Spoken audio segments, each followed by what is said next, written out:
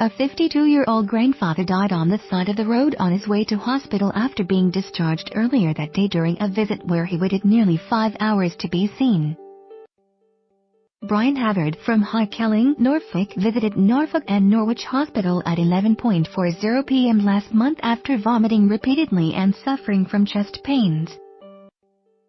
The father of two arrived at the hospital at around 1:30 am but spent 4.5 hours waiting in the back of an ambulance after being told he was 17th in a queue of 20 to be admitted. During that time, his wife Gwendolyn Day says that a nurse came over and spoke to paramedics but did not examine him. Ms. Day said, "I might have been better taking him to the vets. We sat in the back of that cold ambulance for hours. He was admitted at around 6 a.m. At which time Miss Day went home to feed the dogs. But just before she went to return to hospital, her husband called to say he had been discharged and had been told he was suffering with skeletal pain. She said, "I took one look at him and he was hardly able to move. I asked if it was okay and they said yes, he's to go home. I helped him into the car, disbelieving everything, but what could I do? I stopped 3 times on the way home for Brian to vomit and I said, I've got to take you back, but he said no. Take me home." We got home, got in the door, and managed to get him upstairs and he collapsed. That was it. After ringing 999, a paramedic arrived to care for him within 12 minutes. But it took another hour and a half for an ambulance to arrive as two had been diverted on other calls. Ms. Day added, "Even the paramedic was angry. I saw him on the phone quite irate. We waited and eventually he said at last a crew is coming. They tried to divert it and he said no, I need it now." Brian was on my bed in agony. Had he been in that hospital and collapsed like that, there would have been everything there. If that had happened at the hospital, he would have been taken straight to the ICU. While waiting for the ambulance, the paramedic told Miss Day to go ahead in her car and meet them at the hospital because it was only 5 minutes away. Regrettably, this turned out to be the last time Miss Day saw her husband alive. She said, "Brian opened his eyes and said, 'Kiss, cuddle, love you.' I got to A&E and I waited for an hour. I went to the desk and they said he wasn't there yet. I stayed there until tea time-ish. I even went round to the A&E where the ambulances were and someone escorted me out. Hours later she was taken through to a small room. As soon as I got in that room with no windows, I knew what was coming," she said. "I was told they had to stop on the side of the road and call the air ambulance and they fought for an hour on the side on the road and failed." Now the 62-year-old widow believes her husband died unnecessarily after being discharged from A&E early and is demanding answers from health bosses. She said, "I still have no cause of death nearly a month later. I'm devastated. I'm numb. It's like a living nightmare. I keep going over and over it. He should never have been discharged. He had a massive heart attack 12 years ago. Surely they should have looked at that. He was my world. When I met him, he looked like a sunset on a long afternoon in his orange work suit.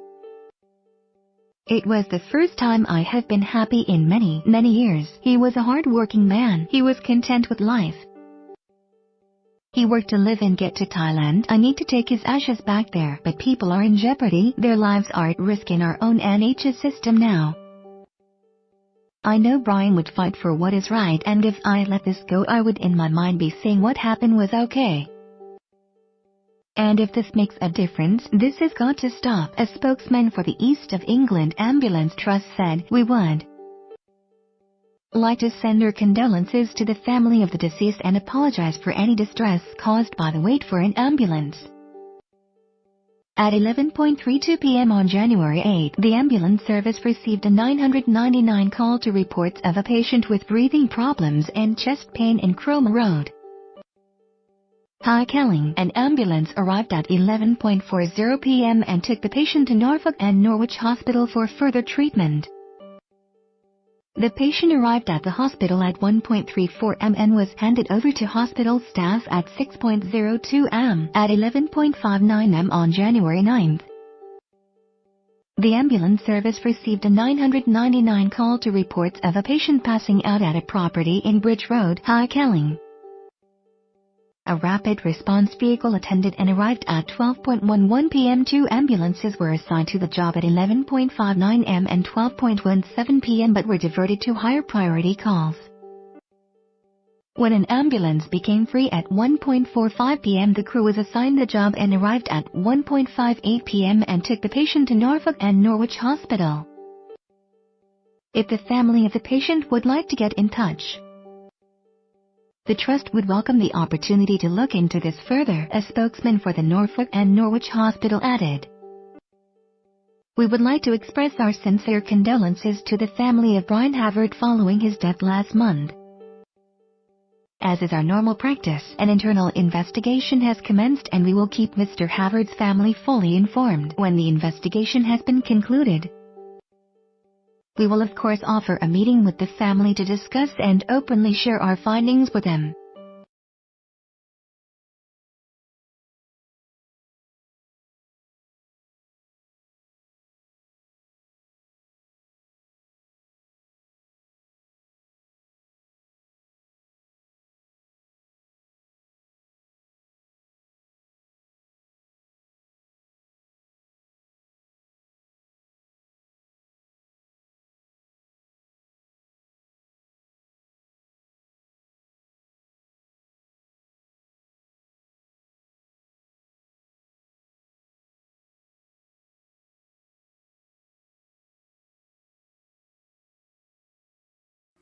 The freaks at